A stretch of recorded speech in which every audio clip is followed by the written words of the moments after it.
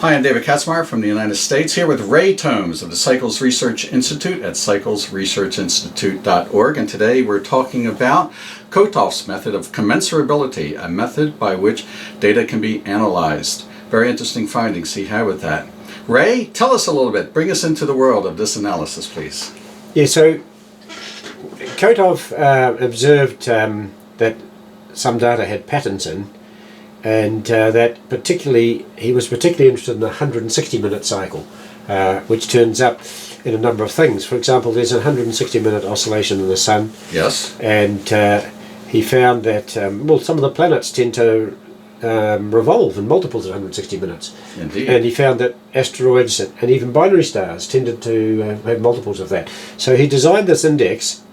So they could be multiples or they could be fractions. So if he was looking at 160 minutes as an important one, if something rotated in 320 or 480 minutes, that would be a success. Yes. If it rotated in 80 minutes, which is half of it, yes, or 53 minutes, which is a third of it, or 40 minutes, or a quarter of it, yes, that would be a success. If it's some other values, it's not so much of a success unless if it's near to one of those. So what he did is, if you've got a number of different planets or a number of different binary stars or whatever that you've got a list of values, and you're trying to find are there values that they tend to be multiples or fractions of. Yeah. And so the way he did that, you would get your list and you'd have a test value. Yeah. And the test value, you would take the ratio of that to the other value. You'd either divide it in, or in the case that it was bigger, you'd divide the other one into the other one. Okay. So you get a number that was bigger than 1. Yeah. Now, on average, if that might get answers, might get numbers that are like between 2 and 3, or 3 or 4 and 5 and 6. On average, if you compare it to an integer, it will be on average 0.25 difference, because the maximum it can be out is 0.5. If you get it 2.5, it's 0.5 away from 2, 0.5 away from 3. Okay. If you get 2.25, it's 0.25 away from 2. If you get 2.75, it's 0.25 away from 3. So you take it to the closest one, and you call that the error, the amount it misses by. Okay. So for all of the list, you calculate the ratio, you add up the errors, yeah, and what you're interested in is you vary the test value, and this is what I've done here. I've varied the test value continuously in tiny little steps all the way through here, and I've calculated the sum of the errors. But I've done one more thing. This is a type of spectrum. We'll come back to what the definition of a spectrum, but we're ranging over from 0.1 astronomical units to 100 astronomical units and over. We're looking at, do the planets tend to have some regular spacings, right? From the Sun. Yeah, from the Sun. And so we're interested in if there has some regular spacings, what spacings are they? Yes. And so in a spectrum, normally we have a peak where something's going on. In this case, you actually get a low value where something's going on, so I take the reciprocal of the answer and plot it. So just plotting where something's going on is high values rather than low values. So this is the data for the 9 planets as it was agreed they were at the time. So we're doing Pluto. Pluto included, and we get this graph. Now you can see there's a couple of very clear peaks there. Yeah. Some other peaks around. Yes. I put the values on this one. And you can see this one is quite close to 5 astronomical units and 10 astronomical units. Yes. Now, an astronomical unit is the distance between the Earth and the Sun. Very good. So Jupiter Yep. is just over 5 astronomical units, Yeah. and Saturn, Uranus, Neptune, Pluto are quite close to 10, 20, 30, 40. So not surprising that 5 and 10 work on there, because those planets all come out very good for either of those values. Yes. It turns out that the inner planets can fit to those values as well. The inner planets tend to be nearer, not as sharp. You'll see there's a lot more wobbly around this. Not as sharp as these two, but there's definitely 2 peaks here. Yeah. Around about 0.35, 0.37 and 0.73 astronomical units. And that's, we can say more or less, Mercury, Venus, Earth, Mars are roughly 1, 2, 3, 4. Yes. Multiple of this. Yeah. Or a half, 1 and a half doesn't fit, 2 for that. So I've put down here the actual values to show what the calculation looks like for these particular values. Let's do one of them. Let's take that 5, because that's one that works quite well.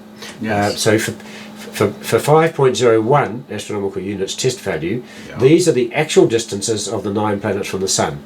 Yes. This is the relationship of that number to 5.01. So we've got that. We'll do the easy ones first. This is very close to 2 times, 3, close to 4 times, close to 6 times, close to 8 times, and this is 1 time. And the errors on those are all quite small. When we look at the inner planet, well, Earth is very close to 5. Yes. Because it's 1 astronomical unit, and Mercury is close to 1/7 of that. Yeah. And did I say Mercury? Venus. Mercury is close to a 13th. Yeah. Mars doesn't fit too good. It's got an error of 0.29, so that's got the biggest error. When we add these all up, we get a value of 0.86 for the sum of the errors.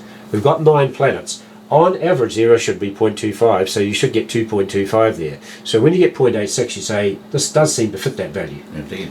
And I've put here on this list the values that do seem to fit well. We can also see that there's another one here which is in that table at about 120.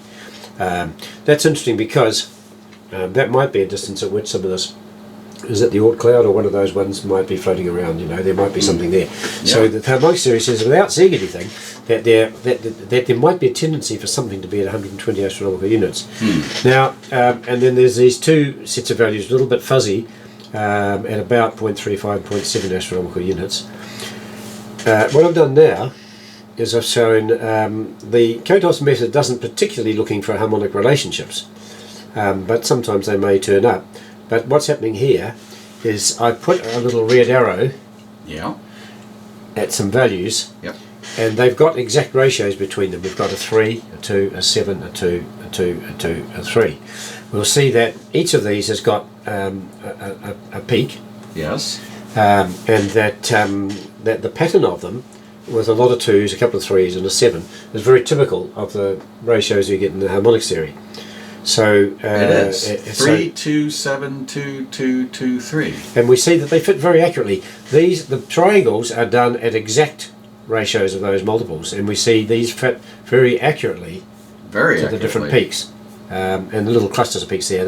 It's not so clear on those 2, but it comes to the game more or less there. Yeah. Now, what that means is what we've got is a series of values in astronomical units, which are at ratios in the sort of manner that we expect in the harmonics theory. Yes. And and it turns out that these 2 at 5 and 10 astronomical units are at about in light minutes from the sun 80 and 160 minutes, and these ones here are about 3 and 6 minutes around about. So is the solar system telling us, Ray, that there is music in the universe? Yeah, there are these harmonic relationships, these are octaves. Those are octaves. That's an octave plus 50. You can actually see there is a 1 times 2 here. It's not so big in times 2 from that one, those same spacings. We get a 3. The 2s continue for a little while. In the harmonics theory we had these peaks, and you'll get a 3, but the 2s still continue. They just fade away gently on either side, and you can see another 2, coming in after that one. But there's a 7 there clearly as well. So that's showing the structure of the waves. Now this one's interesting. That one is a third of the about 0.35 or 0.361. That's 0.12 astronomical units. Now there are no. That's smaller than anything that we experiences to do with the planets, but it turns out we haven't put in there. This is just the 9 planets. It turns out this is a prediction about something else. When we look at the asteroid belt, and you plot a graph of the asteroid belt, it has a series of peaks. That where there's more asteroids and troughs where there's less. When they do a histogram of the asteroid distances from the sun. Yes. Now that's okay. That is explained by an alternative theory that there's certain ratios of Jupiter's motion. If the planet is in a ratio to Jupiter's motion, it's likely to get kicked off its orbit. Yes. And so they settle in values in between those perturbations. Yeah. So we have this arrangement where Jupiter's motion says there should be peaks here, or there shouldn't be peaks there actually, and the harmonics theory, if you take multiples of this, it says there should be ones here, and they agree. And interestingly, they don't agree all the time. It's a different calculation. After you go a certain distance, they start to disagree. That's where there's not so many asteroids. In the main asteroid belt, they both agree about where the asteroid should be. Whoa. Isn't that funny? It is. And that's 0.12 spacing is relating to those. How about that? 1/3 of the interplanet step. So that's Kotov's method. In this case, it gives us shows us what when I talk about Kotov's method. This is the sort of result we get. Not necessarily with the ratios. That's added later. We get this sort of result, and I apply this to many things, and it tells us there tend to be cycles of particular things. Yes. Another example we'll apply this to is cycles found in the stock market, and I did a particular study of the stock price of IBM. Okay. And it will show some another similar sort of outcome to this. Quite surprising. I measured many cycles, but we'll do that as a separate study. Okay. This will do for now. We've covered two things here: Kotov's method, how we use it on a set of values. In this case, we only had 9 values, not very many. In other cases, we'll have many more. When we do it with the asteroids or with binary stars and things, we may have many hundreds of them in. But these are different scales of duration. The price fluctuations of IBM, it will show the same harmonics, but it's going to be on a much smaller scale of time. Yeah. So this is Kotov's, one of his analysis, and he's taken binaries, right? Mm-hmm. He's taken a large number of binary stars, and he's done the graph here to show how they fit to what values, and 160 minutes pops up.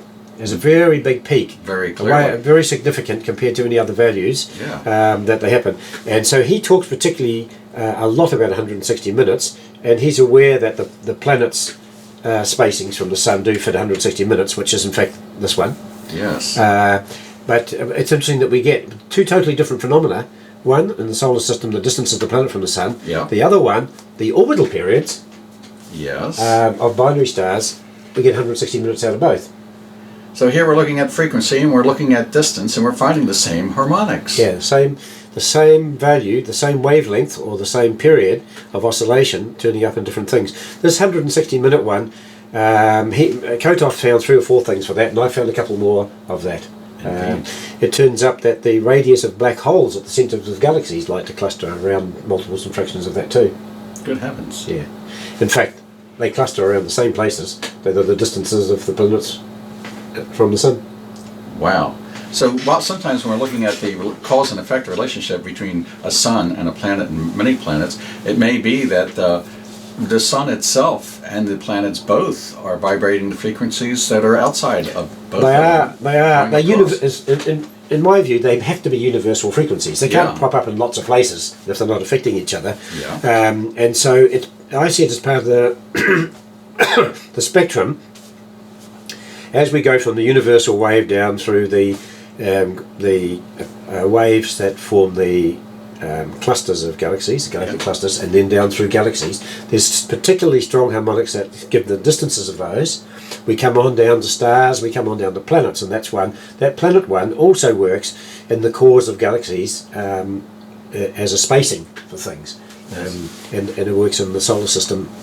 And then we go on down to shorter and shorter ones until eventually we get to the atomic vibrations. But they all have these peaks of things, and there's often these this pattern of ratios with lots of 2s, some 3s, and occasionally some other primes turning up between the wavelengths or between the frequencies or whatever thing it is that we're examining, which are all related to each other. So our galaxies far away, far across the entire universe, are not just single events separated by vast space and emptiness of nothingness.